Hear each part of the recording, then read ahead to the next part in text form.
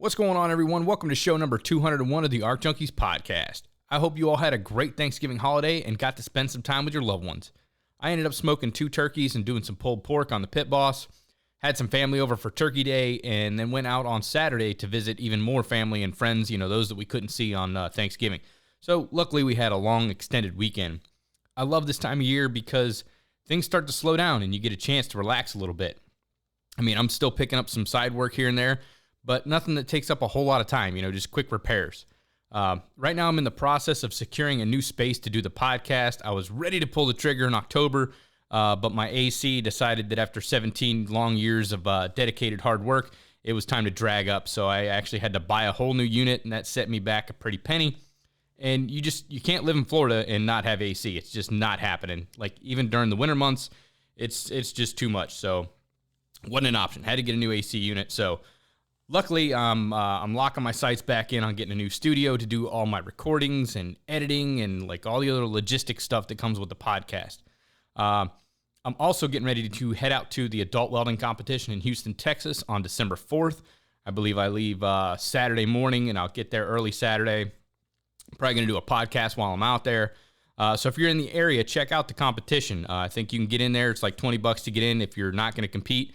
But if you just want to get out there, show your support, and check out some of the vendors. And if you're interested in signing up, I believe there's still a few spots left for the plant division as well as the pipe division. So go check those out. You can head on over to theweldingcompetition.com to get set up. In today's episode, I am chatting with none other than Tom Patsis of Cold Hard Art.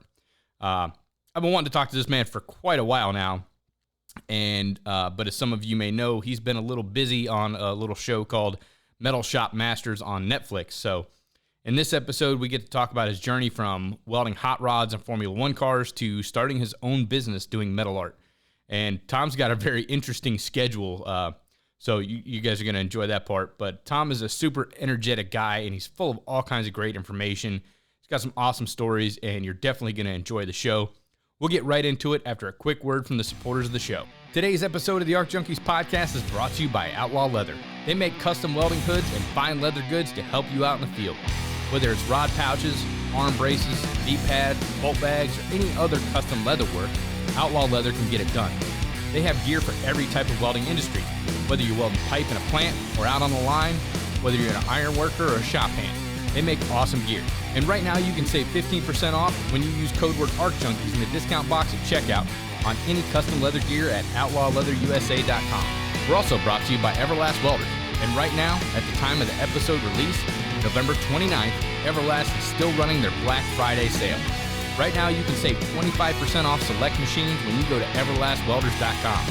They have MIG welders, TIG welders, stick welders, multi-process machines, and plasma cutters on sale right now for 25% off. You don't want to miss out on this awesome deal. Everlast always has great prices, and their machines are super affordable, but right now you can save even more. I'll drop a link in the show notes that'll take you right to the website so you can save right now. And as always, if you buy any machine that comes with a stock foot pedal, make sure to use Junkies in the comments box at checkout and get that free Nova foot pedal and TIG torch upgrade. If you want to save, you better act fast, because this deal ends tonight. Just click on the link in the show notes. Everlast Welders. Weld mean, weld green. We're also brought to you by Rockmount Research and Alloys, your one-stop shop for all things related to maintenance welding. Whether it's welding dissimilar or unidentifiable alloys, welding oily, greasy, painted, dirty surfaces, hard-facing, cast steels, cast irons, or anything in between. We all know time is money, and when your equipment breaks down, it's costing you money, and you're losing money because it's not running. Everyone tries to make the repair with 7018, 6010, or 70S6, only for the parts breaking in. Stop putting Band-Aids on your repairs when they actually need surgery. Get the job done right the first time with Rockmount. Rockmount rods are designed to weld stronger and last longer than typical electrodes. And now, you can get your Rockmount rods and wires through MSC Direct and get free shipping right to your door. Check them out today and put an end to your biggest maintenance problems. That's rockmountwelding.com. Alright, y'all know what time it is. Fire up your machines, drop your hood, and turn me up 5.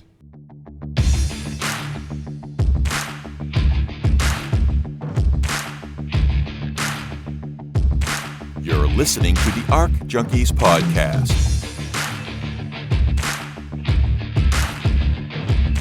Helping you make every weld better than your last with each episode.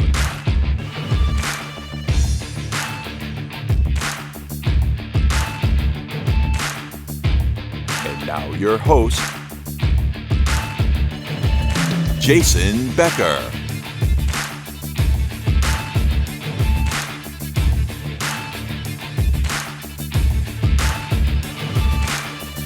How's things been, now that you're not on TV, like you're back into the shop, you got things, a little bit more controlled environment, and, you're not racing a clock. Well, I mean, technically you're racing a clock because you got trophies that are due, depending on different race seasons and stuff like that. But I mean, now that you don't have a physical clock, like right above your head. Honestly, the show doing the Metal Shop Masters, going out there and doing it was actually, it slowed my life down to go do that show because I'm one of those people last minute or say yes to everything. So compared to right now, the show actually was pretty chill. It was pretty like, all right, we're going to do this, and then go home to your hotel room. Like we'd go home at like 8 or 9 at night and we'd be done, or whatever.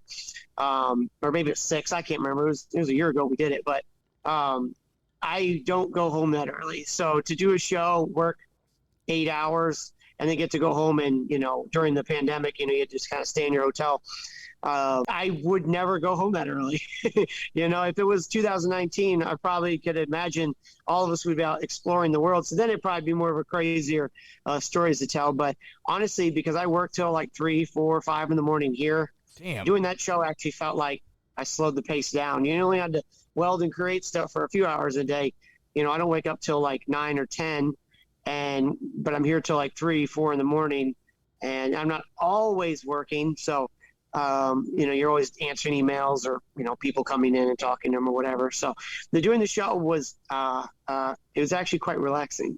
Now, is your work schedule, I've got so many questions now. Is your work schedule done like that intentionally? So like, you're not being harassed, because most people, like they'll work till 5, 6 o'clock and then, they kind of shut down. And then that's probably where you're getting your momentum and you have like your quiet time and like nobody's knocking on the door, nobody's calling, nobody's shooting emails.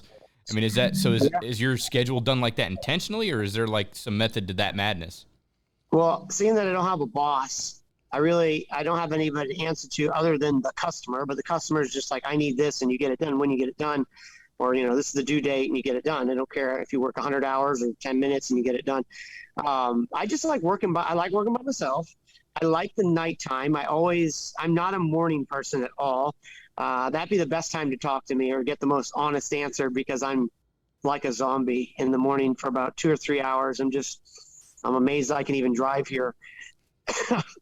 But I don't know. I'm one of those people. I just like to work at night.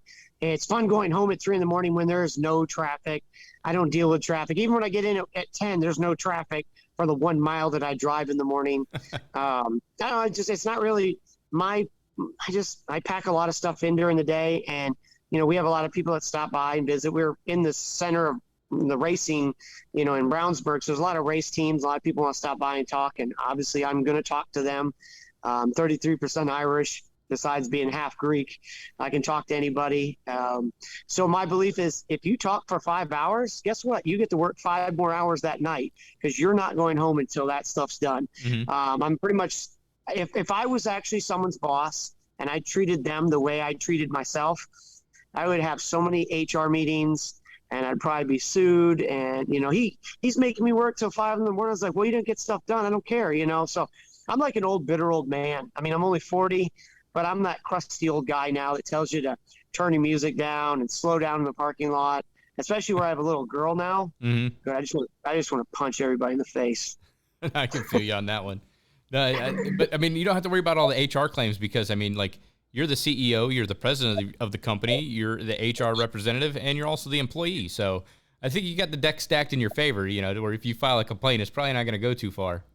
No, well, I make the joke that I'm just the welder and my wife and my daughter of 3 years old is the CEO. So I have a goofy sense of humor, and I'll have friends that come by and they bring their girlfriends by for the first time. Oh, it's my friend Tom. This is what he does.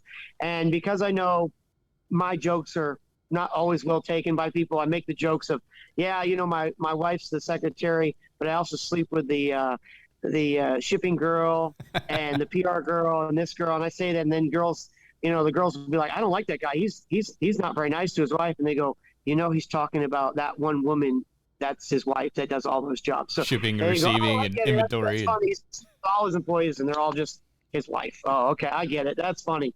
But not everybody takes my sense of humor very well. So, but yeah, pretty much when you're your own boss, or you think you're your own boss and your wife's the boss and she does all the adult work. And I'm very fortunate to have her to do all the serious, like the spelling. Like I accidentally did an email yesterday and my wife goes, Jesus, what did you say to that poor woman? I was like, oh, I meant I don't do that kind of work. Here's another person to do it. And she goes, well, you made it sound like you didn't like her.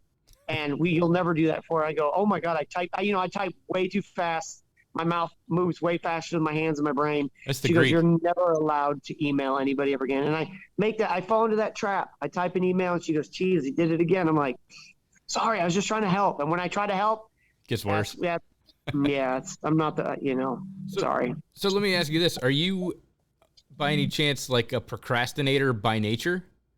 I'm one of those people that I can BS you this way, and I heard this way. I work better under pressure. Like I have so many trophies due right now. I'm knocking them out so fast. But if you tell me, oh Tom, just get to it when you get to it, it'll never get done. Thank you. If you say, Tom, I know you can't get this done tomorrow, but we really need it tomorrow, I will work 27 hours in a day and get that done, and I just work better. So I used to say, Mom, I have homework due on Monday.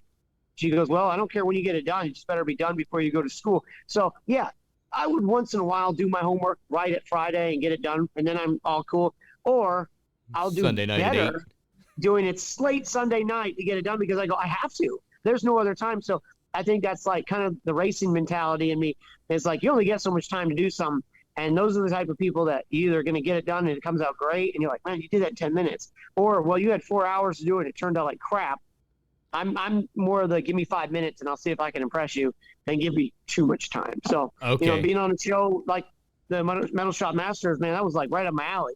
Like, oh, you get 10 hours. I'm like, ooh, it's a competition and there's a time limit. Like some people stress out and go, that's perfect. Now I just got to get it done. So, right. I guess procrastination is kind of my word. Now I'm inside your head because that's exactly how I operate. Like if somebody's like, hey, you've got 2 weeks to get this project done. Okay, cool. And I'll wait till like the last 2 days that I have. And then all of a sudden, like, that's when I can focus because like, if I know I have time to get something done, I kind of chip away and maybe pluck at it a little bit, but like nothing seriously is happening. I'm completely distracted. I can't focus. I've got ADD. I'm all over the damn place. But all of a sudden, like, once the walls start closing in and I feel the pressure and it's like, this is due tomorrow. That's that's my time to shine, and then I can like all of a sudden, boom, like super hyper focused. I can knock things out. I remember where I put everything, like everything. It just, I don't know, that pressure, it feels good. It's kind of like my natural environment, my natural habitat. Yep. So to see somebody else that, kind of sets themselves up on that schedule, it's like, oh yeah, I'll do a podcast tonight at like 6:30. Well, it's supposed to be 6:30. We start at 7, my bad. But, I also have 6 trophies to get done by 5 o'clock tomorrow morning. Like, yeah, okay. I can see exactly where you're coming from. I do the same damn thing to myself. And that's the only way I can get something, done. It was like, we just became an accredited testing facility where I work at. And it's a long, arduous process to get all this stuff done. And like, I'm trying to prepare and plan. And it's like, okay, I've got like 3 months before the audit. I've got plenty of time to do something. And then it's like, I got 2 months to prepare for the audit. I got plenty of time. I got a month. Yep. And then it was like, okay, the audit is this weekend. And it's like, boom, within 3 days I had everything done, everything set up, everything ready to go. Yep. Like I think the Friday night, because we did the audit on Saturday morning. By Friday night when I walked out, like, all the I's were, dotted, T's were crossed, like everything was AJ squared away. And it was like, that's when I need to do it. It's like crunch time. That's when I perform the best. Yeah. Now I am good at, I call it like I don't want to see if I say this right. Strategy. I don't know. Strategizing. Strategy. There you go. I can't. Easy for you to say. Like post-apocalyptic. I'm not that good at saying, but like if I know a project needs to have powder coating involved and polishing and ordering stickers and tags and things that I have no control of, I have to say, I'm really good at going, okay, that trophy's not due for 2 weeks, but I will order those stickers right now. Yep. I will order those tags. This needs to get done because it has to get sent to the painter. Those things I try not to I try to be courteous of the other person. If I have to build a trophy and it's going to get painted and I got to send it to Todd across the street, I go, I'm not the center of his universe. I know I need to get that to him as early as I can. And so it gives him the most amount of time, because I do feel like I'm courteous of other people. Now, I mean, there's sometimes going, yeah, this customer came to me, they need something, it needs to have polish to it, or it needs to have, tags made or whatever. I mean, I'll go, I'm sorry, I said yes to this trophy, it's due tomorrow. Can I get these? Or I'll figure out another way to not abuse the people that I use, like paint, powder coat, tags, stickers. I try my hardest to think of them instantly, and I'd rather have me be here till 5 a.m. than make somebody, hey, can you stay up to work and print me off some stickers?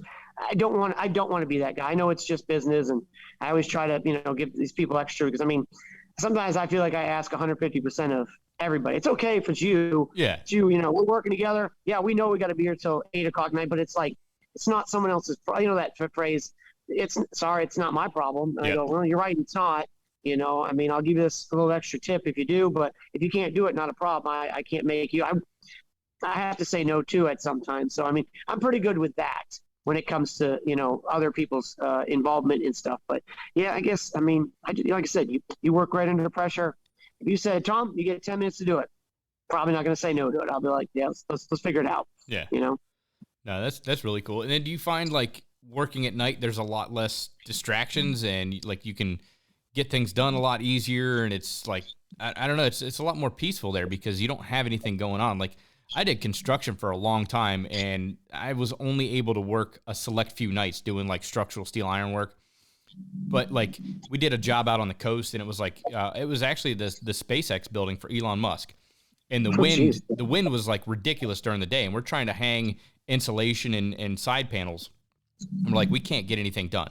Like, the wind's blowing too bad. You've got 65 foot of insulation, 4 foot wide. You're trying to hang this stuff, and it's just blowing all over the place. So we're like, well, let's just come back and do it at night. And it was like so calm and peaceful. And we had a light set up, and it was just like super easy. There was a nice cool breeze. It's not like the sun's not baking down on you. And it was just like, it was nice to just kind of, everything else is like nice and quiet. It's peaceful. It's just so much, it's more calming to do that type of work. Yep. No, absolutely not. I don't know if we had a choice of working, I'd probably, if I had a normal job where there was different shifts, I hate to say it, I'd probably do like the second shift. I wouldn't want to do the third shift, because then you're sleeping during the prime time of the day. Yeah. And you're working late. I mean, I've gone to Walmart and I've asked the lady there who was cutting a pallet apart, and I go, hey, I need to find a fish bowl or something to put some flowers in. And I remember seeing this woman, it's probably 3:30 in the morning, and she took a knife and she was cutting it. And it was like a zombie movie, the way she, like, I asked her and she looked at me, she was like this. And I'm like, hey, you know what? This is a big story. I'll find it myself. And I remember as I walked away, she was like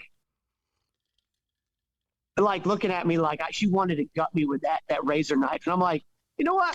Not everybody late at night is chipper and joy as myself. So I go, I get it's not for everybody too, but I go, nighttime is just the right time. I mean, it's pitch quiet here. Everybody's gone. Like I said, some stores aren't open. You can't get stuff, but I go, you just plan for tomorrow. Okay, I'll go to Lowe's or go get some steel or wood during the day, during the normal people hours, and then, have it all here and start working late at night. So, I mean, it's nighttime. It's just good, man. Yeah, that's kind of why I like smoking meat, like putting it on the smoker and like tending to the fire. And my wife's like, I don't know why you do this to yourself, because I'll stay up for 24 hours cooking. And it's like, because, like come 9 o'clock, everything's quiet. It's just me. I can sit out on the porch. I can have a couple of beers. I can just relax and just chill. There's all the hustle and bustle's done. It's quiet. It's just peaceful and serene. It's just a good time to be out when like nobody else is out. Nobody else is doing anything. It's like my time. I don't know. I kind of feel selfish. It's like nobody else can see this right now. Nobody else can appreciate it. Same thing like overnight fishing trips and stuff like that. It's a good time. Yeah. No, I don't know why more companies don't go, hey, we're going to just not work. We're not going to work during the day. We'll get our supplies in and have somebody here for UPS. But then you all show up at like 6 and work till 3. And I bet you'll get way more done. And I bet you people would be more alive, to do stuff. I mean, it's just not everybody is a late night person. I mean, my wife she wakes up like actually at like 4 in the morning and gets up and does stuff. I'm like, 4 o'clock's for going to bed, not waking up. And I'm like, how do you, and it's like, I make the joke, it's like, you've been up for like 5 hours and I'm still sleeping. But then she goes to bed at like 9 and 10. I'm like, well, I'm still up for another 5 or so. I mean, we're up for the same amount of time, just we're in different pages of different books or something. I don't know how people do that morning stuff, reading the newspaper, eggs. And that's my wife's the same way. She like sprung me with a fact and a term this morning, and I can't remember for the life of me what the hell it was. But she can get up before her alarm clock goes off. So like she knows what time her alarm goes off, and she'll wake up like 15, 20 minutes. And she's done this for years. Like she's never had to hit the snooze button on her alarm clock. Wow. And me, like, you know, I'm punching my alarm clock in the face every morning. Boom. Like I can get another 9 minutes, snooze, jump back in bed. And like I've got to the point where I put my alarm clock on the other side of the room. Oh, to have to get up. To get up. And now it's just like, it's a pain in the ass and it worked great for like 2 days. But after that, it's like I get up, I hit snooze, I jump back into bed and I go to sleep, you know, and I get back up and hit snooze. And it's like, I start setting my alarm clock earlier and earlier, you know, so like I can do 3 snoozes tomorrow and then I can get up. And then after the 3rd snooze, I got to go. You're going to hate me for this, but I haven't had to wake up to an alarm clock unless I had to get on a plane or something in the morning. I haven't set my alarm theoretically, probably since last year. I mean, that was just for the show where, you know, you had to be at the set at 8 o'clock, you know, which is California 8 o'clock. So whatever, I don't even know what time that would be. But it was like, it'd be like 5 your time. Besides that 3.5 weeks of doing that show, I just get up naturally. You know, I don't have, my alarm clock is probably still an hour off from the last time. Daylight savings time last year. And so when it changed now, I think it was actually correct still. So it was like, but it's just a number that I try to process. It's projected on the ceiling. And I go, you know how it is when you get up in the morning and you're not awake and the clock, you like, does the clock say Legos? Like, you know, it's just a digital. I'm like, what is it? 15 past 39? Like I can't, my brain is just not, but I wake up so like I've been like submerged in tar. Like it's like trying to, and I'm like, you know what? I'm just not gonna put this much effort into it. So I mean to get up at like 9. I get up at like, 10:35. You know, it's just like, when you go to bed at 4 or 5 in the morning, I'm not gonna be 8 o'clock in the morning for you. So when you back in the day when you used to build like race cars and stuff like that, did you have the same schedule, or did you have to like actually get up and adult and everything in the morning with everybody else?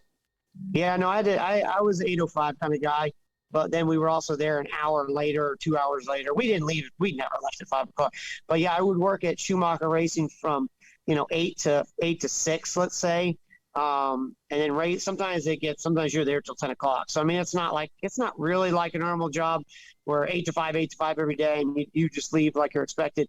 You leave at 5 o'clock in a race team. People are going, well, he's not going to be around for very long, because it's just one of those, like a gentleman's agreement. Like, we don't leave till this race car is done, or the front halves are done, or whatever you're building. I mean, you're building something new every day.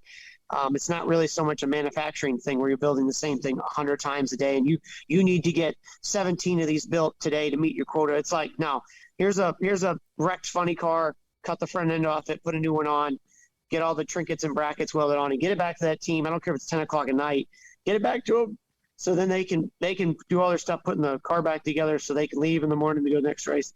So I'm used to not leaving at 5, but it's used to be 8 to 5, 8 to 6, and then 6 or 7 till 2 in the morning for like, let's say probably 7 years in a row. So like, 18 hours a day, 16 hours a day was absolutely normal.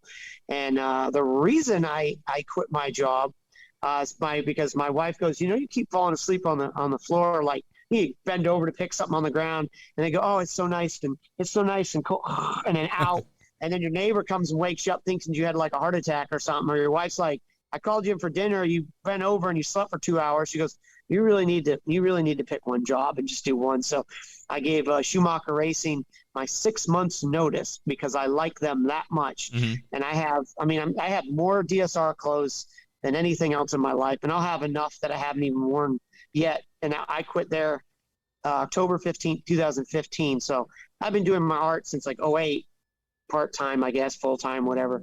And now all I do is my art now. But I go, and the place is right across the street. My wife's front windows is just looking at the side of the building across the street. So, there'll be days when they go, hey, we got a pallet of junk for you to buy, or we have a funny car body we want you to take and make a coffee table.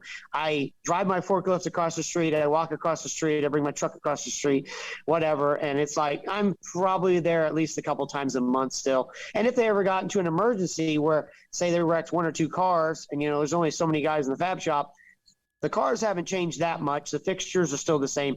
They could go, hey, Tom, can we subcontract, come across the street, give us 30 hours for this week and help us out? I can easily do it because I still know where all the tools are, where the fixtures are, cut lengths and notch notes and all the stuff that you got to build a car. And I can go over there without having them going, oh, we need to watch what he's doing. No, well, Tom's fine. He can just go on his own. He knows how to build whatever headers or front halves or, help with chassis building or wing trees or whatever. There's millions of things you get to do over there. So I'm still, if they need that, it's a cool safety net. It's a really good job that if you go, you know what, this art, everybody thinks your art sucks, Tom. No one's buying anything anymore. Well, I guess I got to go get a real job now. I could probably go across the street and say, hey, you have any openings for me? And they'd probably be like, sure. We'll find something for you. I don't care if you're cleaning, if you're a janitor at a race shop, you're still way cooler than, I hate to say somebody flipping burgers. Cause certain jobs have a lot of pride in it. And, if you're welding like, I don't know, 5-foot gas line out in freaking Minnesota somewhere and it gets buried, that guy still has the same pride in putting that weld around that it's going to get buried and never seen, but he knows the buddies he's with well going, hey, I saw that weld before we buried that thing. That was beautiful. I mean, that's the part I like about welding is there's pride in it. You get to use your hands, I mean, even if you don't get paid the best, you still go, man, I want to be better than that other guy in the shop, or that other guy in the shop wants to be as good as me or whatever. So I go, I definitely like doing a job where it's about, really doing that. Like you own the business, even when I worked over there, man, it's like, if you do a bad job on a weld, man, the car falls apart, you kill somebody. Yeah. Something traveling at 330 miles an hour, man, you have something a piece of tubing that wasn't welded right, and then the metal fatigues or the car crashes just because of an accident. And now the car is depending on all those welds to be perfect. When it's hitting the wall or get hit by another car or rolling, even though you didn't cause the crash, now you are the reason that the driver is protected with that cage and stuff like that. So, all these, that's why I like welding so much. It's a lot of work, but I love Instagram. I love shows like what you're talking to all these different people and all the pride they have, building stuff. I knew this was going to happen. I was going to go off a tangent somewhere. No, tangent the hell out of the way. I was going to ask, how do you like about kittens? And then I'm talking about race cars and welding and whatever. So, I mean, that happens a lot. So, no, I love the passion, but I got to ask, like, how does one, like, get into welding on drag race cars and, like, NHRA and NASCAR? Like, how do you, I mean, that's just, it's not something that happens by happenstance. You don't just stumble upon that. I mean, like, what did you have to go through, because I would imagine this is a serious vetting process. Because like you said, like the roll cage that the driver's depending on, the car, whether it's runs into something on the track, hits another vehicle, you got to protect that person on the inside. So it's not just like a standard, welding test. I mean, like, what do you have? How do you get from A to B? There's a lot of questions in there. Feel free to unpack it on a tangent. Well, I can give you my story was I went to the University of Northwestern Ohio, getting a degree in automotive high performance. I did take a 6-week welding class for MIG, TIG, stick, and then I took alternate fuel. So I had a good base of motorsport stuff. But like any race team, obviously, you're going to work a lot. You're going to make bonus from if the car wins. You're going to do that. So I mean, your base pay may look okay, but if your car wins, if you're on Kyle Larson's car this year and you won 10 races, you're going to get a pretty healthy, bonus program. So that's something you have to count in, but that's due to performance. Mm-hmm. So you better be doing a good job. But getting into racing, man, I mean, you're right. It's not just, you can't just be lucky. We'll walk in and, hey, I'm 19 years old. I love race cars. I have no experience. Probably not going to just hire you off the bat. Sometimes people get chances because they need a spot to fill. But then also in racing, because there's a certain way everything gets done. I could not go into the the pipe industry and just do something exactly they want. They go, yes, you may be a good welder in what you do before, but there's a certain standard, like in racing, because racing is a dangerous sport. There really isn't this liability to it. Like if a car crashes because a tube fails, the worst thing that happens to you is you probably get fired. There's not gonna be lawsuits and stuff like that, because racing and any fire suit says there is no real guaranteed anything, because it's a dangerous sport. It's kind of up to you. You already know the dangers of it. It's the same with racing. Everybody goes, oh, you must be certified. No, I'm not certified in anything, but we build stuff the best we can. Everybody thinks race cars are made of real heavy steel. I like a Top Fuel chassis. The thickest piece of material on the car, I want to say, is 90 thou chromoly, like wall thickness. Holy shit. And they go, it's not that. No, I mean, I think maybe the back half, there may be I want to say it's 090. Now, it may have sleeves put in it to reinforce it on the bends, because that's a rule. Anytime there's a bend on a tube on the back half, there's a sleeve put inside at a certain thickness. And so there's obviously two walls there. But I want to say 90 thou, from what I last remember, 90 thou is the thickest piece of tubing on the structure of a dragster or funny car. And then like the front halves are like 049 wall, like, credit card wall thickness, inch and a quarter stuff. And I think they stepped up to 058, wall thickness. And that's just so the car can bow and get the more angle on the drivetrain, the more traction the car gets and stuff. But it's amazing. So you really do have to kind of be taught how to weld thin wall chromoly tubing on notches. And, my boss is all anal about, if you start here, I don't care how hard it is, you're going to go around this direction. You're not welding this way, coming this way, starting the backside and welding this way.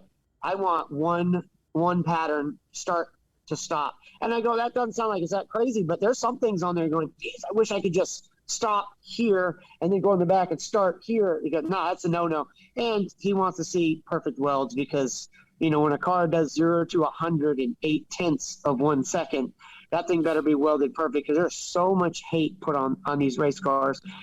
But again, you need to, even when you're a good welder, my boss will go, that guy's a good welder, but I don't think he's going to make the cut here. Not because he's a bad welder, but because he's an older guy set in his ways, and we're going to teach you how to weld on a race car this way.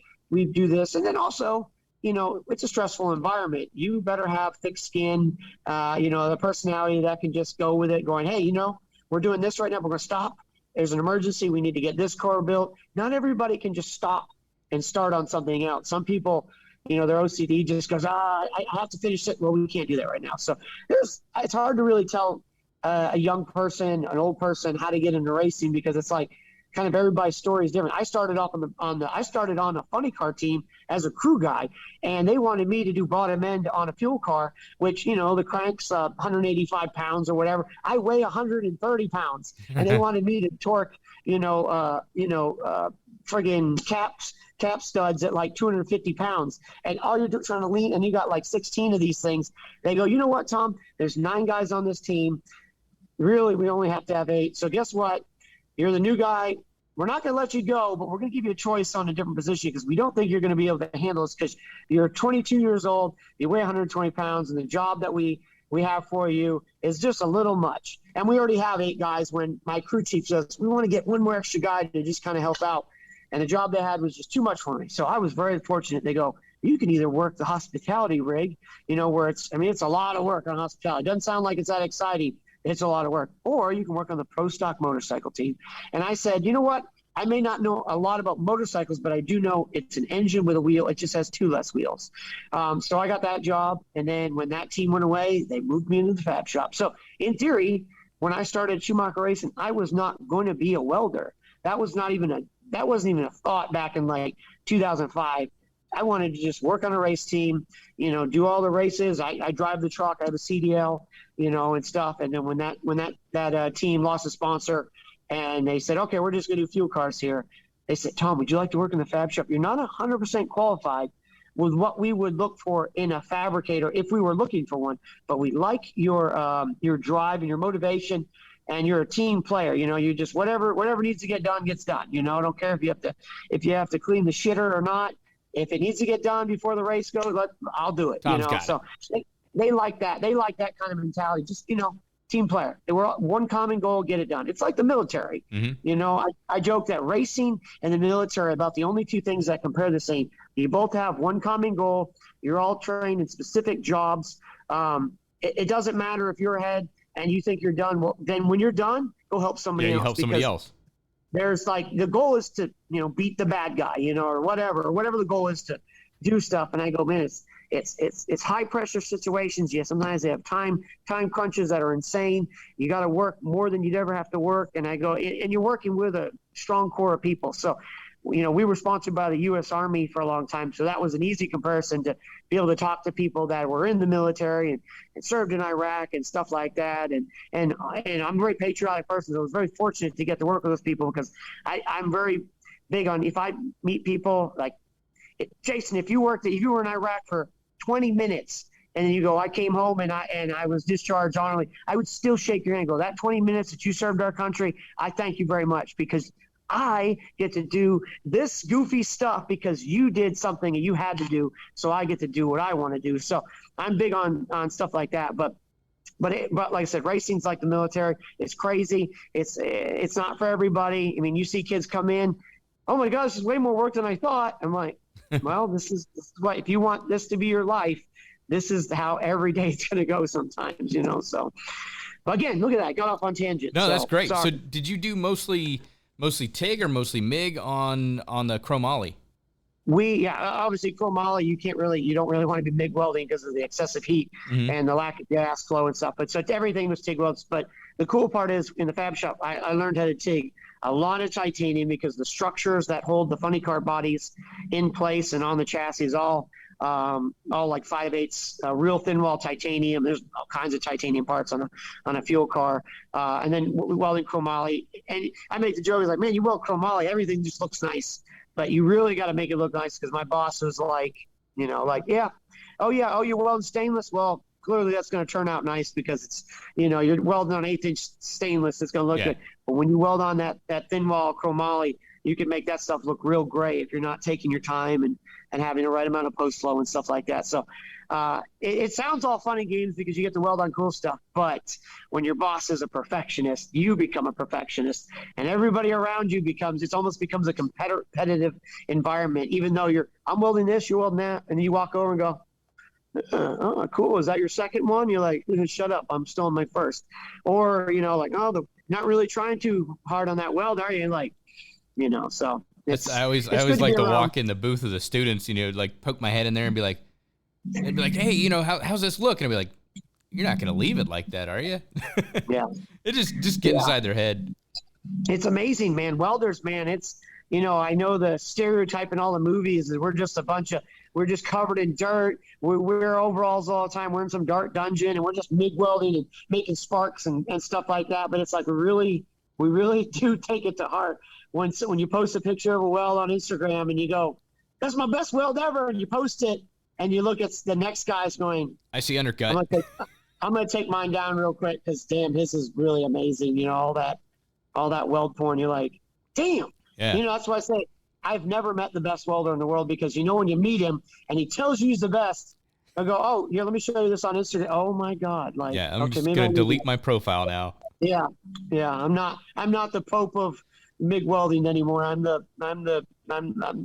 what I am. Altar boy of stick. Yeah, the altar boy of welding. So, like, because it really sounds like you had a lot of passion for that. So I kind of want to talk a little bit about settings. So, like, when you do chromoly, like 090 wall, like what type of filler metal are you using? Like diameters? I would imagine you're using like an ADS-D2 for all your chromoly welding. I think we use ER80 and then ER70, certain parts on the race car, because you actually don't want too hard. The part of the dragster that flexes, I think they use the ER70 because it needs to be able to flex. Obviously, ER70 with the tensile strength that it has, it's plenty for what it's for, but you don't want too hard of a weld, because if a car's doing this and the tubes are notched all around it, there's a good chance it would rip the tube out of the other tube, because it's such a thin wall. So they use the softer filler rod and stuff. But then on the rest of the car, basically from the foot box being where the driver's feet would be to the cage in the back half where that part of the car will survive for maybe 400 or 500 passes, but like a front half, because it's such thin wall, gets changed every maybe 100 laps if you want to push it just to. You don't want to be a YouTube sensation where the car breaks in half and shoots in the sky, and stuff like that. You know, I mean, metal fatigue will happen. You can't always predict it, but as long as you go, hey, in our data from before, about 100 good passes on a fuel car and a dragster, we start seeing maybe a little crack. Maybe we'll be ahead of that and we'll do 90 laps. You know, when you make these cars go as fast as it's insane how fast these cars go, where you're pretty much pushing really nice material almost to its limit. When you look at one of these engines, and I think they got 12 or 14 5/8 head studs holding the cylinder head on, and you can still blow that thing off with the billet heads and billet blocks and everything. It's amazing that, you know, you and me couldn't do the damage that one cylinder that has an intake valve lock and all that fuel builds up and it blows the head up. We couldn't do that with a stick of dynamite and a hammer. And that happens naturally from just, one part fails or something. And it's a bomb. People say it's a bomb, but it's amazing how much, you know, one cylinder on one of those cars they make 11,000 horsepower. So, I mean, you're almost 2,000 horsepower, you know, in some of these cylinders. It's like one thing goes wrong, man. It turned nice stuff into confetti, you know?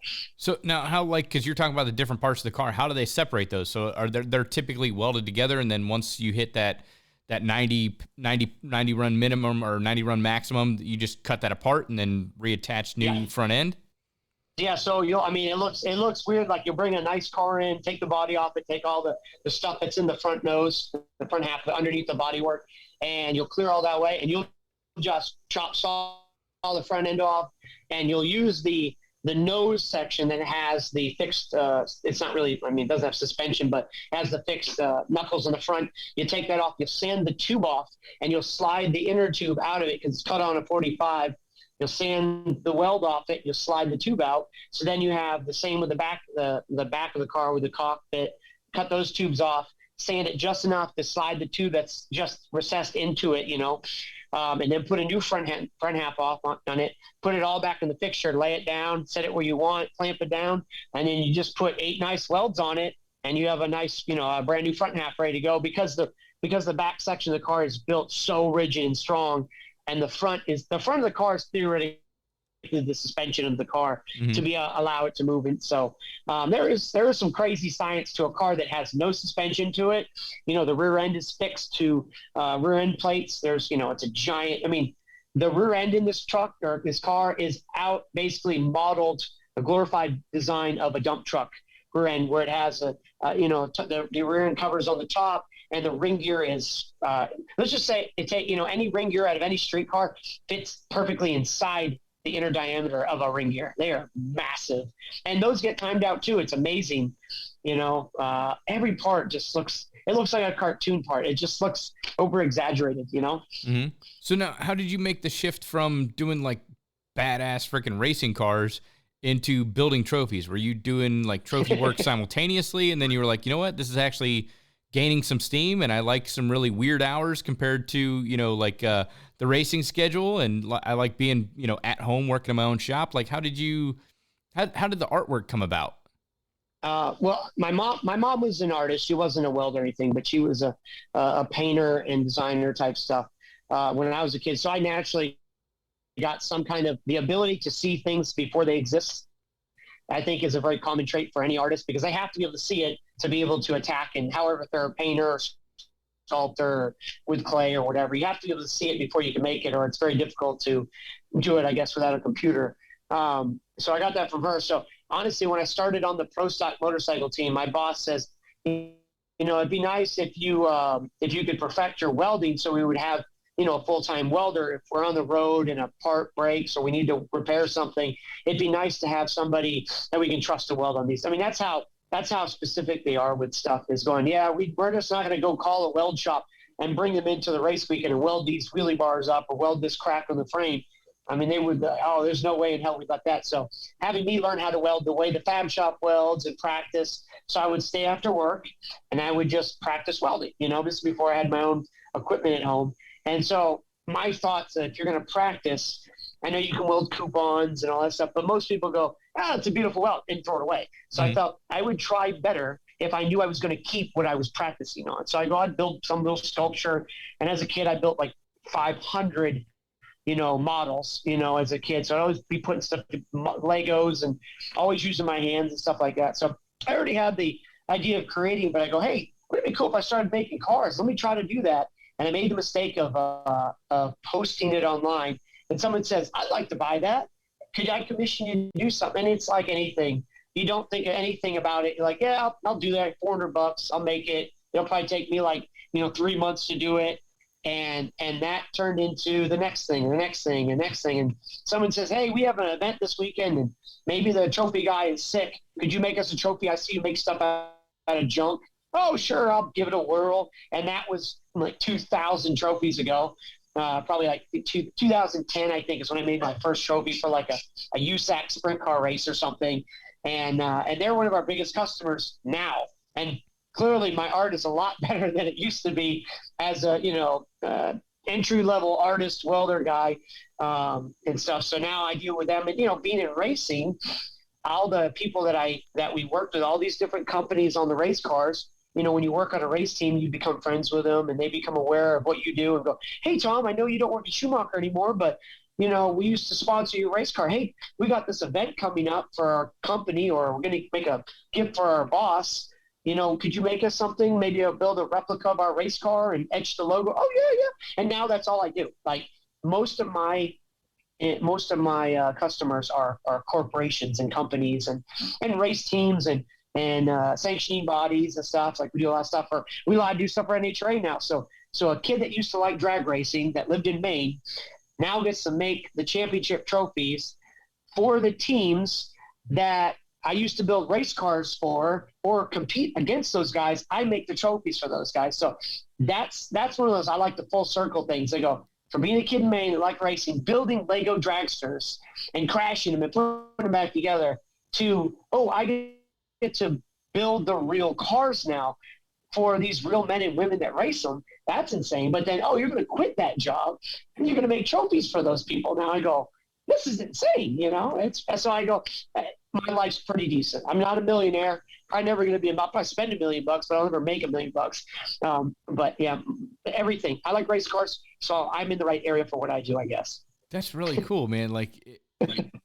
And that's awesome how it comes, like you said, it comes back full circle, to do that. And like the stuff that you build is just like insane, like the little midget cars and stuff like that. I mean, like, where do you even start with something like, building like the mini cars or the midget cars that you build?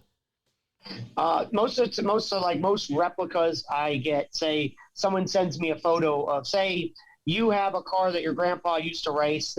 It's a one of a kind. Nobody else they don't make die casts. All I have is these photos.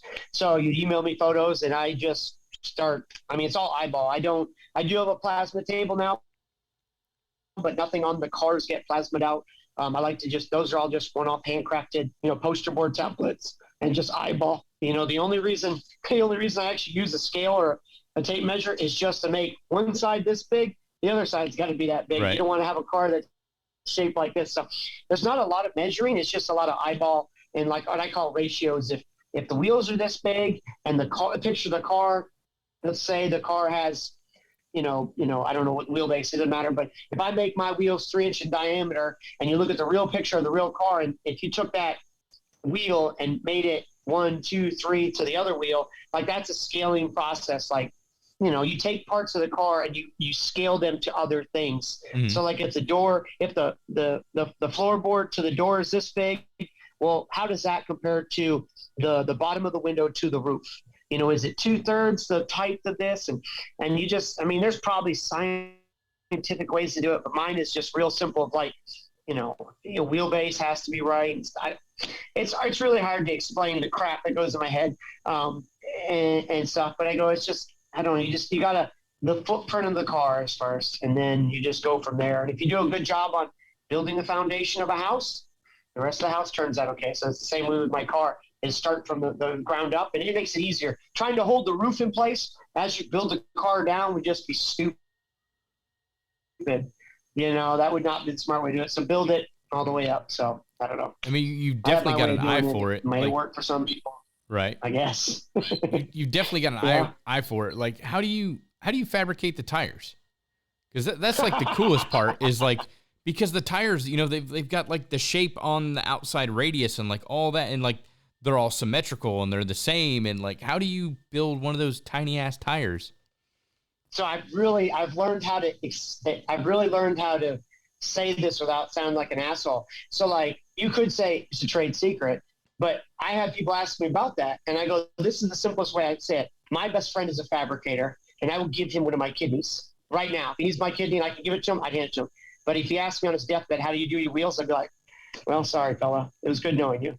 That's how it works. Like, that's a trade secret. I just don't, because I say that to people and they go, well, that's kind of rude, isn't it? But like, no, because I like having my art look like, you know, the way I want it to look. If I told you how to do it, no one told me how to do it. Mm-hmm. So I took probably 2 years to come up with this design, this way, this idea. And obviously, if someone figures it out, rock on. But I didn't tell them. The last thing you want is your art to look like my art. You don't want that. You want to come up with your own style and your own creativity where people go, man, that's a pair of Nike sneakers. I can just tell, right? Or I can tell that, you know, it's their own style.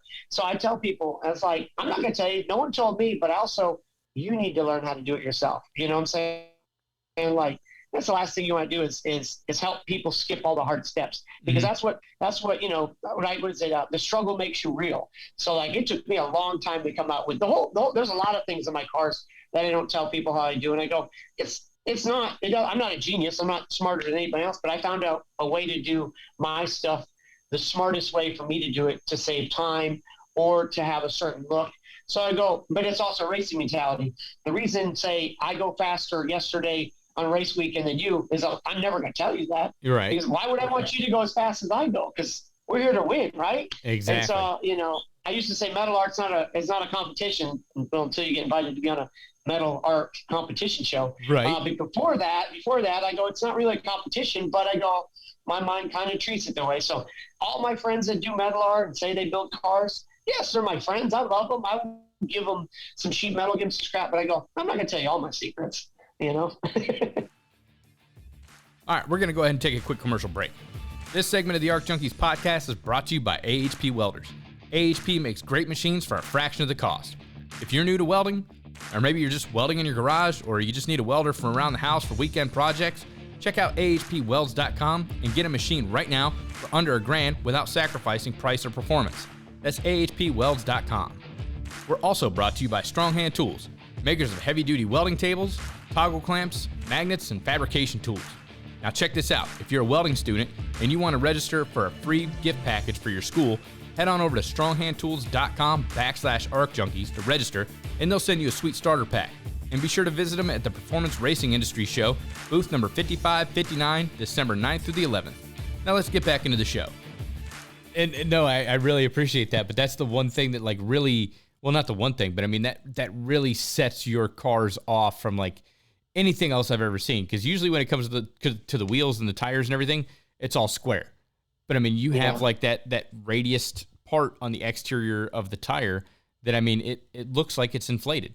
It looks like an actual race car wheel, you know? So, I mean, like, it's spot on. So that's also always caught my eye with your work, is like, how the hell does he do that? So that's one of the questions, but I do appreciate your answers. Like, you don't want to be pretentious, but it's like, hey, you know, like that's my thing. That's my signature. It's like a lot of people that post welds on Instagram, you know, like I can look at, you know, various welds. I can go through and be like, oh, you know, that's Alex Siebert with Crap Out Welds, or that's Scott Robbie, or that's definitely Dabs Wellington's work right there. And like when I see different metal art and stuff, you know, like, because a lot of people on Instagram, they just steal photos. I'd be like, nope, Tom made that. You know, like you can see, because that's like your signatures, those wheels. I mean, they definitely pop and stand out from anything else. Because like I said, everybody else that does, you know, like whether it's a bike or car or race car or whatever, it's always like that square front. Yours have that inflated look, and you do nice work. You do great work. Well, thank you very much. And then there's other people that I look at all the time. And there's some other guys out there that do really, really good art. And I won't say it's intimidating, but I go, I keep my eye on you. You know, it's like, you know, when someone says, do you follow other metal artists that do cars. I go, of course I do. I'm just not going to tell you about it. Because it's like, I'm sitting back watching people. I'm obviously, I'm not the best at it. There's other people that do amazing work, and they have certain aspects that are insanely, there's some people that do engines, and I don't really do interior yet, unless someone says, I want to spend this much money on it. I go, I have a time frame of building it, but I also go, it's like, man, you get into doing this stuff. It's like, obviously I try to meet people's budgets for what they want, and I have a good idea, and I can do my stuff pretty fast. I can build a car in 3 or 4 days. But when I say 3 or 4 days, it's not like, oh, you worked for 15 minutes. I'm like, yeah, there's probably 40 hours in a car that I did in 3 days. Most people work 40 hours an entire week.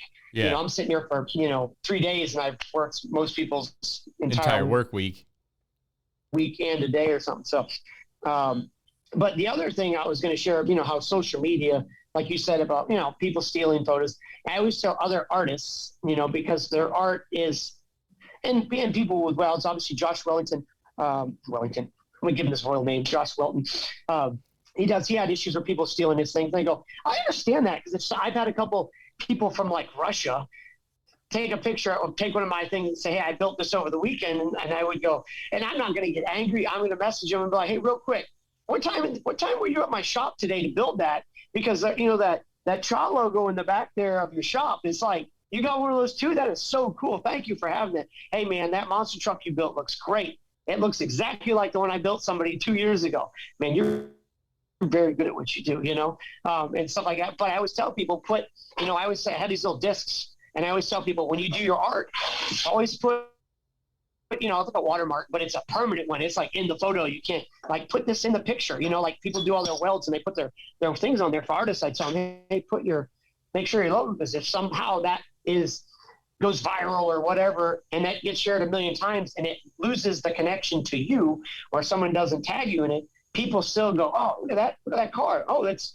a Cha logo in it, or, there's a brown dog in it or something, like, and it's like, you got to watch out for that. But you also go, you know what? If someone steals it, but your logo's in it, I see that all the time, but I have Cha logos integrated into the paint jobs of all my helmets. So I go, if they're stealing a photo with me welding in it, yeah. They're still promoting your brand. They may not get direct link to me, but that's my job to promote me if they do, or whatever. But, and the other thing is, I was going to tell people is, I feel like people share way too much information, not like how many kids they have or how much money they make, but I go, certain people, when they show how they do really amazing stuff, maybe there's a sponsor involved that says, hey, promote the brand, show how you do it. But I also go, when you make your own specialty tools or this or that, or how you do it, or, hey, oh man, I use this certain cup a certain way with this. I go, when you do that, you invite other people to duplicate your work, or however you want to steal credit for it. But it's just like, sometimes I see people sharing too much information. Like, I try not to show too much. First of all, it's not very exciting to see half a car.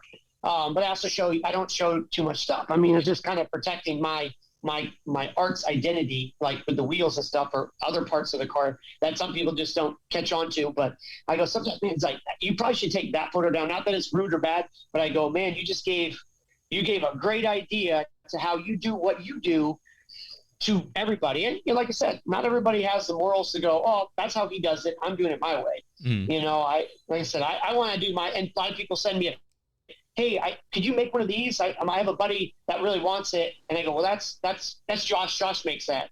I don't copy him, and obviously I make cars, and obviously I'm copying a car, but I do it my way. But I really don't like stealing other artists' way. Like, I have a buddy who does signs, Damien. He makes beautiful signs, and people get me to, hey, I want you to make me a sign. I mean, like this one up here above the painted one, and he did that. And I go, I don't do signs. I don't want to step in your territory. Mm-hmm. You do a really good job at it. I don't want to get in the sign business. I like to doing race cars and trophies and stuff like that. So I just try to stay in my lane, I guess. I don't know. God, I go on. I don't know how you just let me keep talking. Yeah, no. Go back. No. That's perfect. Like I said, talking works great for an audio platform. I do like the fact that instead of a watermark, you actually have a physical brand, like in your photo. Yeah. So like you've got like, I don't know if it's like a cutout just coin of aluminum with, one of your Cha stickers on there, the Cold Hard Art stickers on there. Yep. That's way better than like a watermark, because there's so many people out there, especially if you're selling freaking t-shirts nowadays.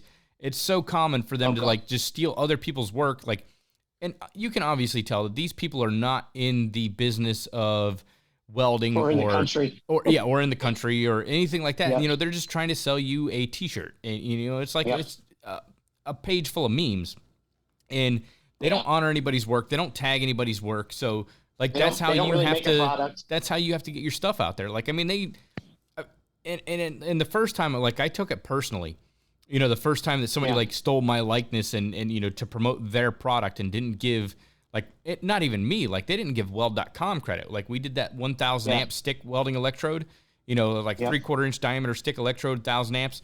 And I seen it and I was like, oh, like weld.com must have posted that. And it's like, no, it's this t-shirt company. And I was like, you know, that's bullshit, you know, like, but I mean, you're putting out stuff on a daily basis. This is your life. This is what you do for a living. Yeah. You know, you're putting yourself out there. I mean, like, you should be recognized for that, and they should at least give you credit for that.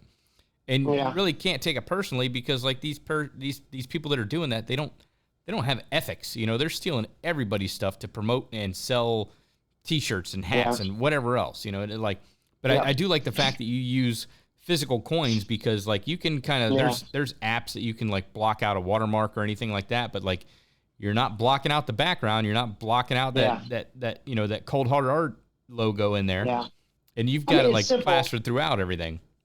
Yeah. I mean, I just I never really realized how bright a blue circle would be. You know, sometimes we get it on race cars and I go, dang, you have this really slick looking car. And then there's this big ass blue circle that just like smooth, and boom, there's a big old circle there. And I go, well, blue's my favorite color. And obviously we work with Bill.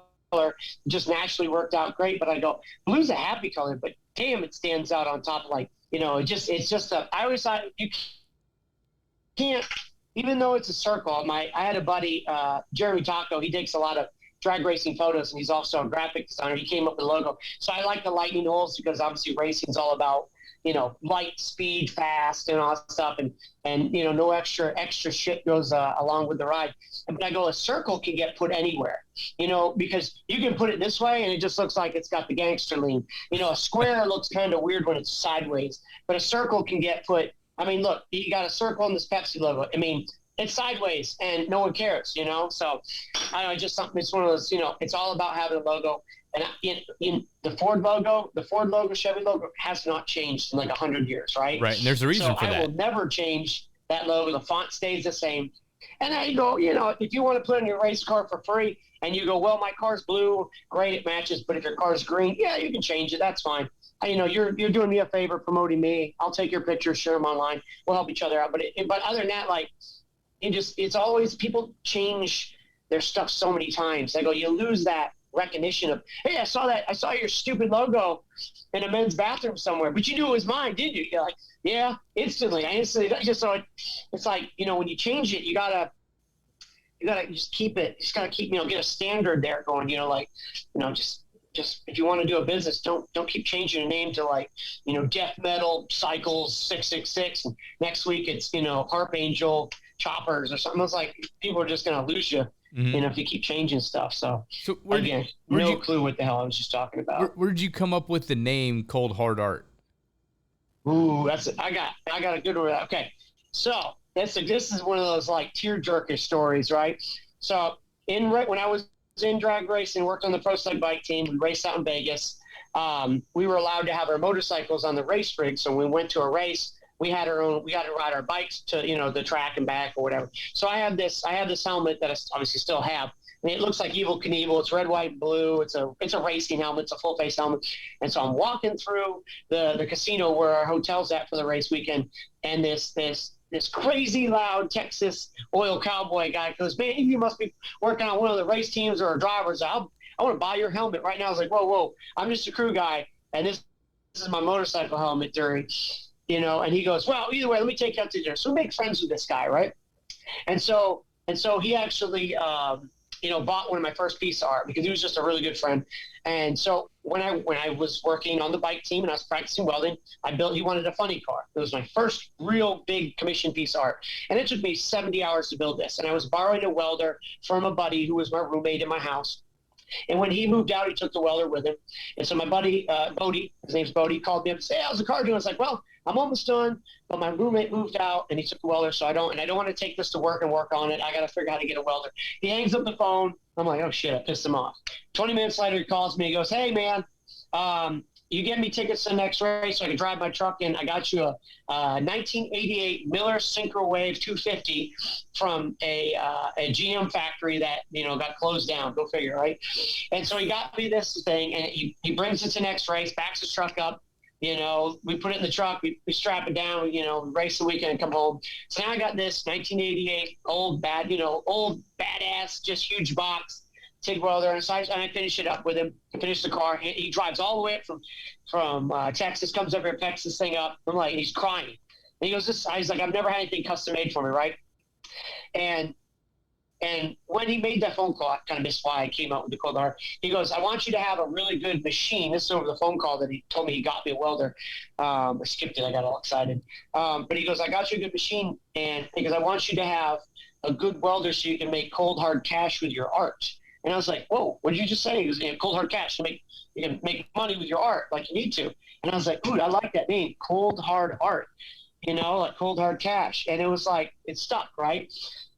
And I was like, all right, so that's going to be my name for my company now. If I ever turn this into a business, that's going to be my name.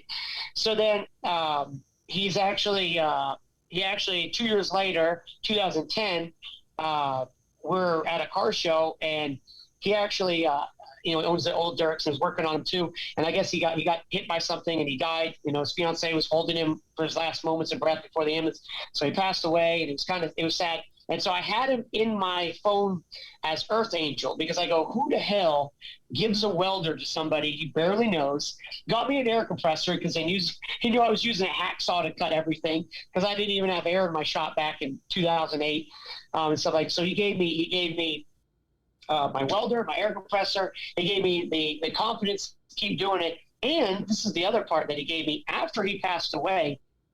The car that I built him had all these photos of it. A Racing for Christ minister that goes to all the races and works with all the drivers on, praying before each round. He goes, hey, Tom, the Miller Welding Company is having this competition where you submit a photo of some art that you did with your Miller welder, as long as the only requirement was it's a piece of art and you had to use a Miller welder. So I submitted that, didn't think anything about it, never really won anything in my life. And they called me up and say, hey, you're one of the 6 finalists in this Miller showdown. We're going to fly you up here to Appleton, Wisconsin, give you a tour of like Appleton, the Lambeau Field or whatever. Not that I care about football, but it's still cool. And give you a tour of the shop, give you a bunch of stuff, and you're going to have a competition. So I wound up finishing second because one of my legs is crooked.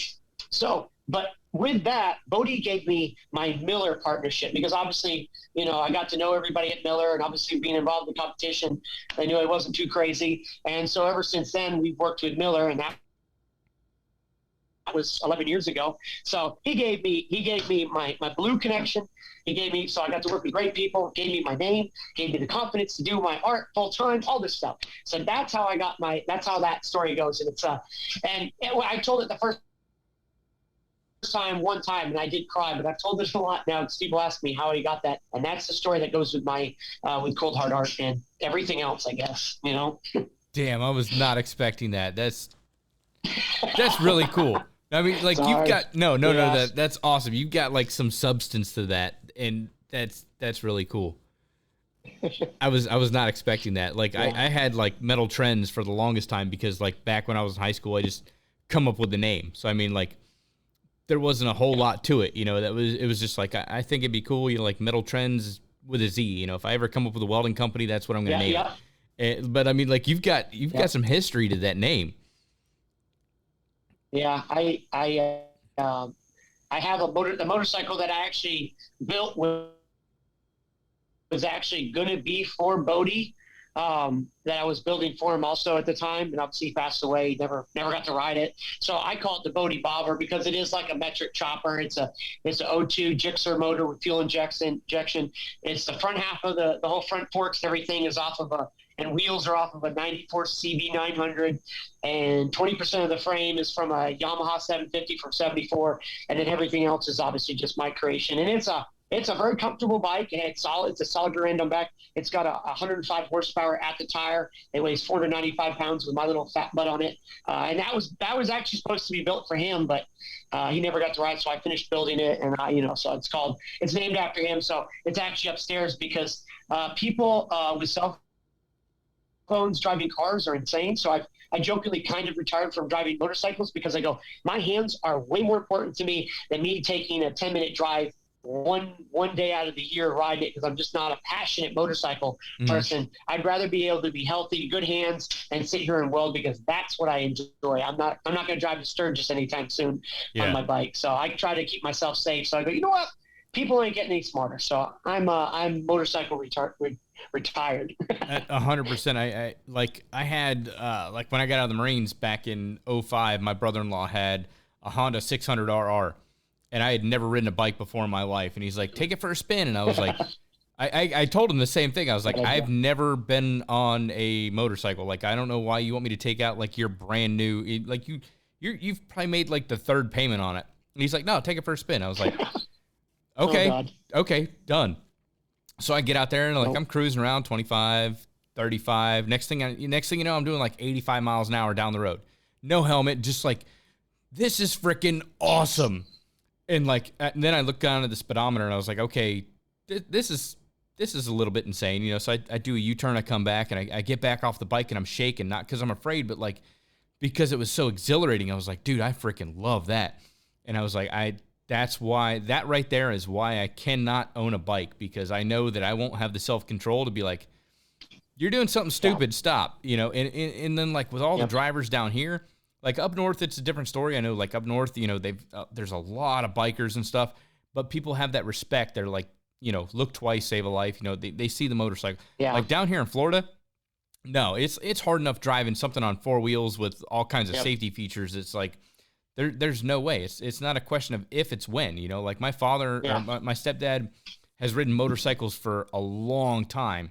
And, he got in a motorcycle crash and damn near died from it. My uncle, he builds motorcycles. He built custom bikes up in northeastern Ohio for, decades. And biking and motorcycles have always been in my family. And it's like, yeah, just not, it's not for me, because like I've got too much, like you said, your hands, you do everything with those. Like, I just can't risk that. I'll hit up roller coasters and shit like that. I'll get my adrenaline rush. I might jump out of a perfectly good airplane every once in a while, coming up in the near future. But I just done that once. It's fun. Yeah. I don't know. I can't pull the trigger on getting a bike. I'd love to, and I just can't do it.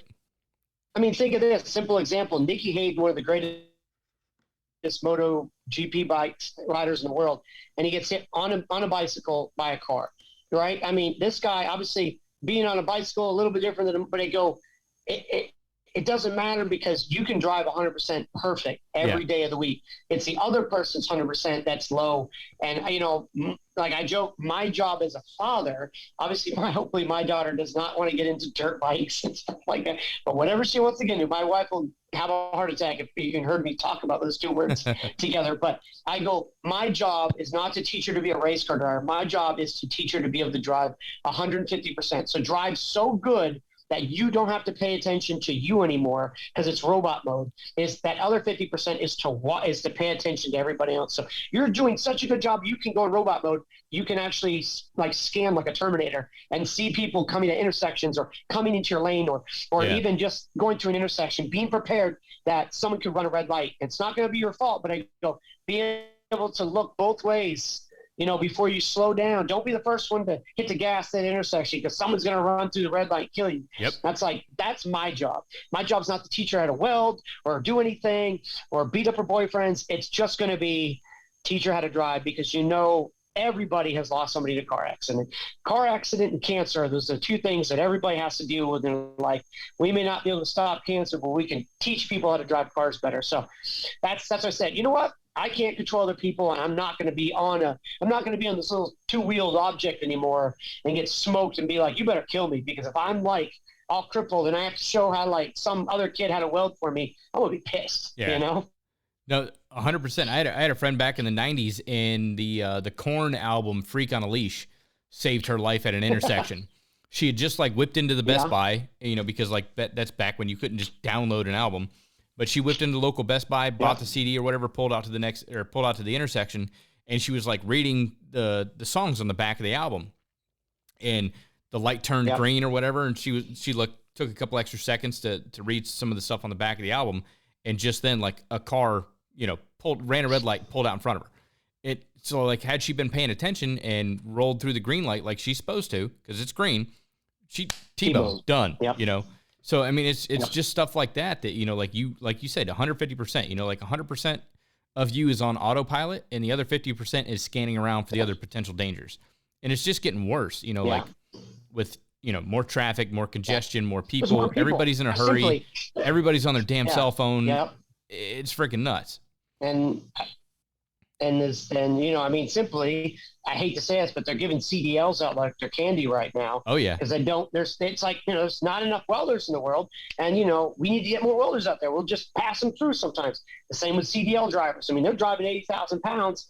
Yeah, we used to say truckers are the safest drivers on the road because they go through such a, you know, they have all their driving record has to be perfect to continue driving. Well, to get a truck driver's license is not. When I took my test to do it, I had to do all these serpentine, backing up through cones and jackknifing. I saw that one of the kids at DSR, he's like, yeah, I got my thing. Oh, did you have to do this? He goes, no, all I have to do is drive a truck and stop, and then have to stop within a certain distance. And then I have to back up and stop at a certain distance. And then you drive and you have to park next to the line next to you. And they go, wait, what? He goes, yeah. We don't have to do any kind of loading dock or serpentine or drive backwards and do that. I'm like, what? Holy shit. And he's like, yeah, they're just handing them out. I'm like, oh my God. Remind me not to drive when you're on the road, you know, and it's just like, they're just handing them out. So I go, with that, you have lesser quality drivers, and you have less, I mean, people just don't respect a vehicle. A vehicle is a bigger weapon than a gun. Oh, you know? I mean, with a gun, you can point and shoot somebody. But if I'm having a pissed off day and I see a parade, I can just drive a car through a parade and I can kill 100 people. And I go, people just need to respect.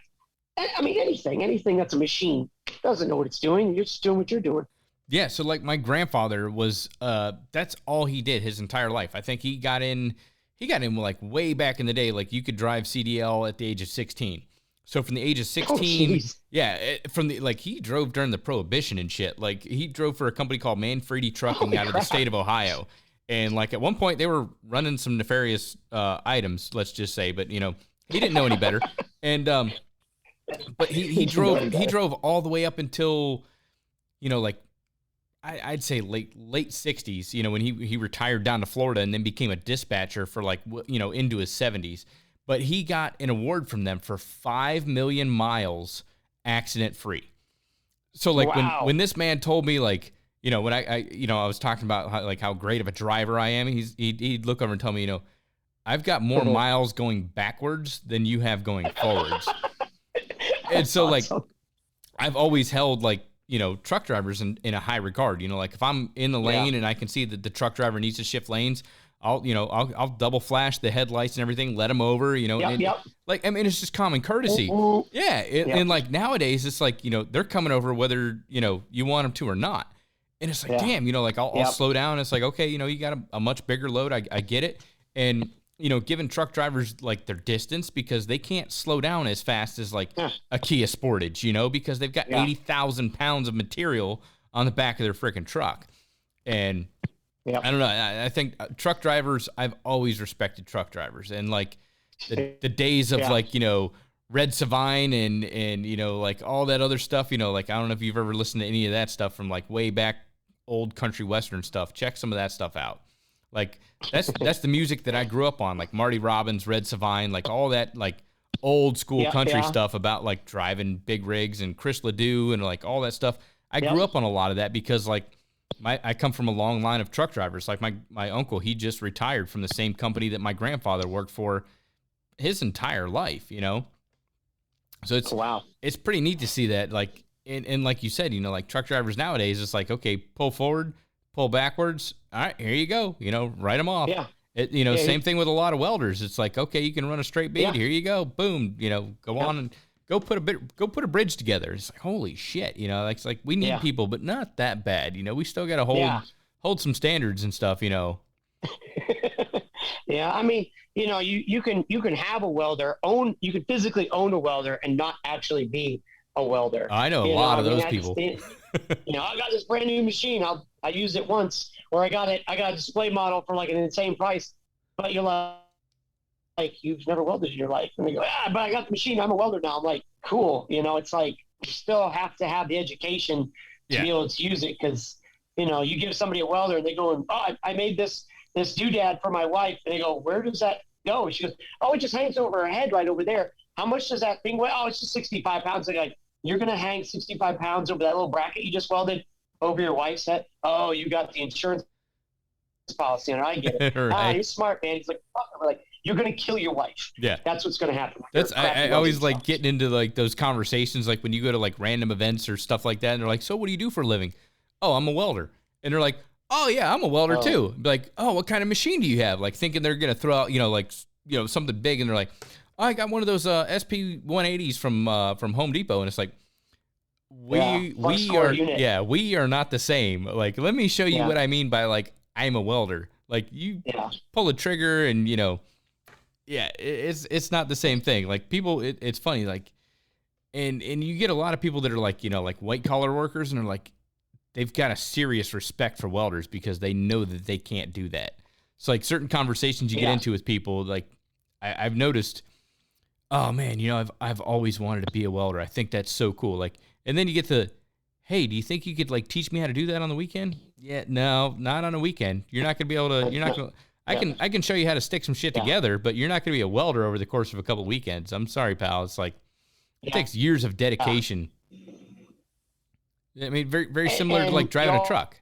Always look when you go to, yeah, absolutely. It's like, I watched something where they put a celebrity driving a semi truck in to drive up one on the highway and drive off an exit. Never driven a car. He's driven a manual car before, but I was so paranoid watching this because they're going, dude, that truck goes, if you go down, I mean, there was no hill, it was flat ground, but I go, man, if he goes and puts that thing in neutral and can't get him back in gear and starts rolling back because he's panicking, it's driving a truck is not like driving a car. You can just automatically just put your foot on the brake. If it's an automatic, it's even easier, blah, blah, blah. But I go, man, watching this celebrity gave me anxiety. Amanda, I was like, man, she's like, calm down. It's like, they gave this celebrity to drive this up on the highway, one exit to go, and then go through a tight little town. And I go, God, that makes me nervous. I had to take my driving test going downtown Indianapolis and going through all the grid systems. And, you got 5 lanes, and cars are always trying to cut you off, and the turns are 90 degrees and tight. And you got cars on one side and cars on the other side. And I go, and I wanted to get my license. This guy was just doing it to be part of his show, and I'm like, oh my God, he's got an 18 speed, and he keeps putting the splitter up on the top. And I'm like, and he doesn't even pay attention when he turns.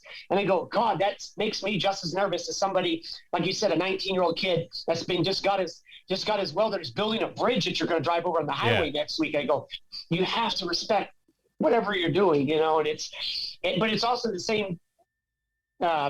Paranoid when you get on when you go to the fair or when you go to Disney World or Disneyland or wherever. Dude. And it's amazing when you sit down in there and you put the thing over you, and you're sitting there for that 5-6 minutes, and you're like touching the brackets and going, okay, so if that bracket gives out, which it probably won't, we all die. Yeah. Because that's what we're holding on to. And if that falls off, this is like a half open chair. We're like just going to fall off and die. And it's like, that's how my mind works. Like even when you're waiting in the waiting line and doing the zigzag back and forth, and you're touching the rails, right? And you go, oh, that's a nice way. And you could be like Ray Charles. You could be just going, oh, that's a nice, oh yeah, that's a nice, well, good for you. And it's all stainless or aluminum or whatever. And then you get that one, my wife's she goes, look at that. And I go, oh my God, I can see light through that side of the tube and the other side of the tube. She goes, I hope that guy didn't build this carnival ride. I'm like, we're all going to die, And my wife's got that same, like, ugh, gross. Yeah, no, I've got a hard time. I've got a hard time getting on, like, fair and carnival rides now that, like, I've been a welder for a while, and then I've got into inspection, and it's like, I know what those discontinuities can do. Like, I'm not getting on this damn thing, and I'm not going to put my wife and kids on this. Disney's a different story because they take things Like, because I've worked out there, they take things, and rightly so, you know, they take things above and beyond. Like a lot of their rides, you know, especially like roller coaster rides and stuff like that, like the internal pipes, they're pressurized with nitrogen. So if there's a leak, they know about it. And they use nitrogen because the ambient temperature, the atmosphere doesn't affect, change it doesn't change the internal pressure. You know, so if it's set for like 60 or 80 PSI, and then all of a sudden one day it drops to 75, whether there's a temperature shift outside or not, they're like, nope, there's a leak in the system, shut the ride down. You know, and they'll go through that whole ride with a fine-tooth comb until they find out where that thing's leaking, and it's not going to get fired back up until, you know, they make that repair. Yeah. So, but like a carnival ride, man, you got Bubba over there with his 6010, and you know he's got his you know little weld machine over there, and he's just sticking shit together. And it's like, I can't. And that thing is holding people up. And turns into a semi truck and drives down the road. Yeah. So no matter if he fixes it now as he's packing it up, it's still going to go down the road. And it's not meant to be. It's just like a folded up suitcase. It comes out. But something at Disney is meant to, it stays there. Yeah. It's inspected. Like I said, it's timed out. There's a time limit on how much the chains work for this and this. And there's a crew that comes in. You're talking some crazy carny going, oh yeah, I greased her up this weekend. That's all the time I had. I gotta make some money. And they're like, geez, that's kind of scary. But and YouTube doesn't help. When you're watching these carts going up and down, and one flies off, you're like, yeah, that really doesn't make me want to ride. Exactly. The teapots anymore. Jesus, like even those are killing people. Yeah, if I gotta hand you like 3 or 4 tickets, I'm probably not getting on your ride. Exactly. Yeah, no, I've got to pay like $130 just to get into the park and like $20 for a soda. Yeah, that I know that's legit at that point, because they've got some inspection and stuff built into that. Yep. No, absolutely. So one of the things I've started to ask people on the show is like the motto of the show is make every weld better than your last. So how has that like that kind of mentality, like been for you in your, like what you do in your projects? Are you making like every project better than the last piece? What type of, what can you draw from that? Well, I kind of go with that with the racing thing is you always need it. When you're beating everybody, say you're the fastest car that weekend, you don't keep that going, oh, we'll just do that again next week. You got to figure out how to go faster because they're trying to figure out how to go faster. So that is in my mind already. But with my art, I saw that same thing. If I'm going to build you a set of trophies last year, and then those same people are going to order from you, but then they have the same people that are racing to get those trophies, the last thing I want to do is give you the same exact stuff. If you're cool with me going, hey, I found this really sweet coating that makes it look nice, or this different piece of wood, or, like I said, just taking something, putting a better weld on it or whatever. So every time I do something, if I'm like for my first, my first sprint car that I built to 14 sprint cars later, if you put those in front of you, you'd be like, who the hell made that one? Compared to the last one I like a real clean look. I don't even want you to see welds.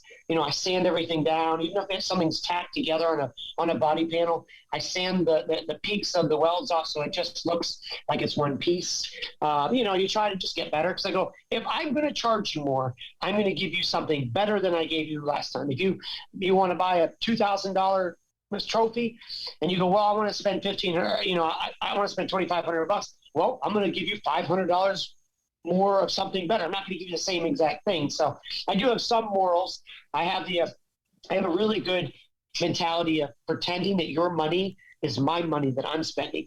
So like I do this a lot. My wife does this and we both do this. Like if you say, I want to spend $5,000 on trophies and you need 8 trophies, I go, hey, guess what? I made you 8 trophies and it was only $4,200. Unless you want something that you don't see on these trophies, that's your price. Like I'm really good at coming in under budget because that makes people want to come back to you because you treat them good and you don't waste their money. You don't just spend all their money and stuff like that. So it's always just about like all this stuff. Like I'm still learning all kinds of stuff about business, but it's just getting better, but better than your previous self. Not just so much for me welds. It's how I build stuff, how I can make stuff look more like one piece and cleaner, different things you can add to a trophy. or a car or whatever. It's just simply just getting better, being more efficient with your money. Like I put in friggin' LED light bulbs. So every month, instead of spending, $225 for having those stupid fluorescent lights, I spend a little bit of time and money and I put LEDs. Now my light bill's $142. So I go, everything like that. Just be just more efficient on everything, however you can do it, I guess. Not just welding. Yeah. No, that's a good way to do it. No, I mean, Okay, I think, in like anything else in life, you want to, everybody's striving to become better. So that's one of the things. It's not just welding. It's like, the artwork that you're doing, you want to be better every single time, and putting forth that, the sufficient effort to be able to do that. You don't want to make the same thing you made 3-4 years ago. You want to be better than, the product that you put out before. You learn something every time. Like you said on your wheels, you've perfected that over time. So your first set of wheels probably doesn't look like the set of wheels that you're putting out right now, because you've learned things along the way, and you're going to take all your failures. That's the biggest thing. Like I'm 100%, like I enjoy failure. I don't know, maybe I'm just a sadistic person, but I enjoy failure because I learn more through failure than I learn through getting things right the first time. So if I fail at something, it's like, okay, how can I get better? How can I make that better? How can I become more efficient the next time that I do this? So it's obviously it's not just welding, but it's like, everything in life, and you want to transfer, that work ethic into your home life. Like, how can I do things better every single day? How can I become a better person? How can I do things better tomorrow? What can I learn from today that, I can avoid tomorrow? I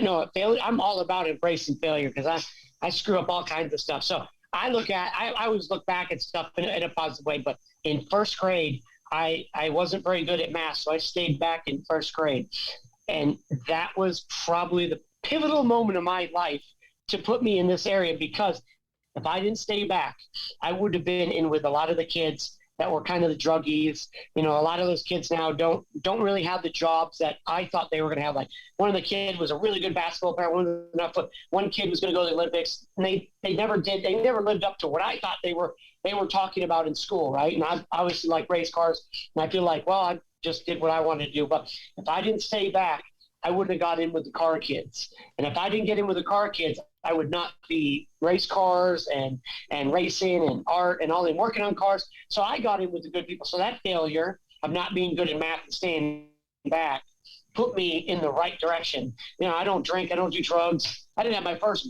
alcoholic drink till after college, when they go, "Hey, Tom, we want to race in Englishtown. Here, drink this Patron." I'm like, "Oh, that was a terrible idea. I haven't eaten anything all day. I've never drank in my life.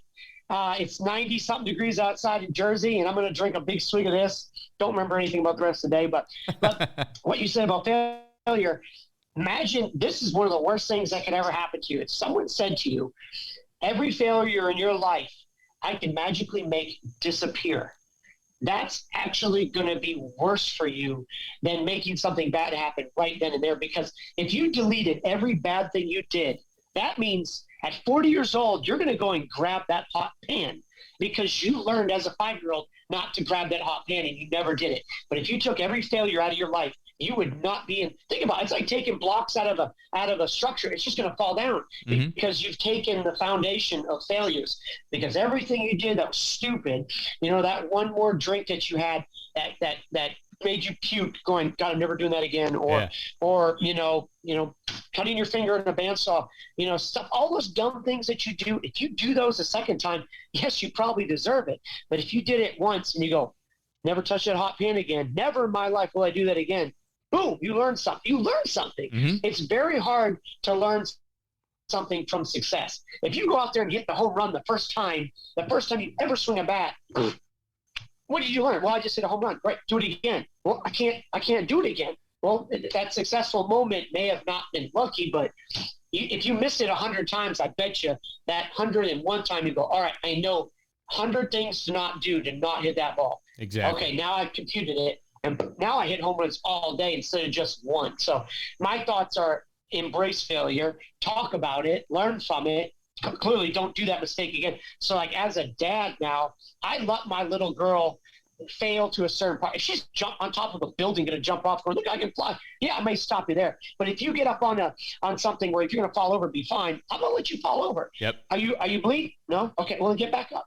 You know naturally, without me telling you, to not stand on that ball or not go do that. You don't know that dog. Don't go automatically pat that dog. Ask the person first. If it's okay, they'll let you. If not, you just saved yourself from getting bit. So you learn. So failure, you learn more from failure than you do success. 100%. So I agree with everything you said. We had a student the other day, like she cut a piece of material and like reached down without a glove and like grabbed it and got burnt. And we're like, hey, you know what? We've all been there. We've all done that. Like I've cut hot material and I picked it up and I told her the same thing that her welding instructor told her. I was like, you're only going to do that once. And it's like a rite of passage. Yep. Like everybody's done it. Like if you're a welder, you get done grinding on something, you get done cutting something or welding something and you pick it up, you're only going to do it once. But you've got to, you got to get that one time to, I'm never going to do that again. You only do it once because you learn from that. It was obviously that's a failure. It's a mistake.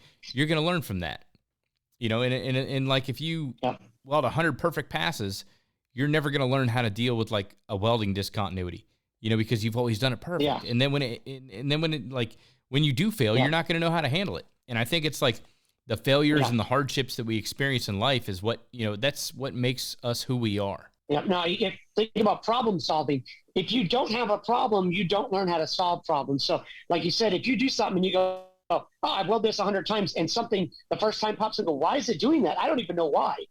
Well, figure it out. I don't even know what it's doing. But so as soon as you figure that out, go, okay, now I know why somebody stepped on my gas line.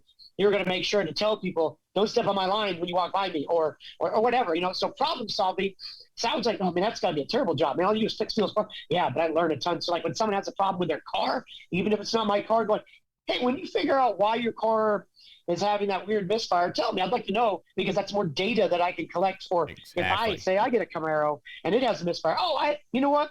I know what's causing my misfire because my buddy over here had that same problem. Hey, go check maybe the spark plugs are loose or there's water and something, because that's what his issue was. He fixed it. And now and you can learn from other people's mistakes. It may save you from burning yourself once. And you go, I don't want that. I'll never do it. So, skipping, but also it's good to make them yourself because, it's just, you did it yourself. You have the data going, holy shit, that was hot.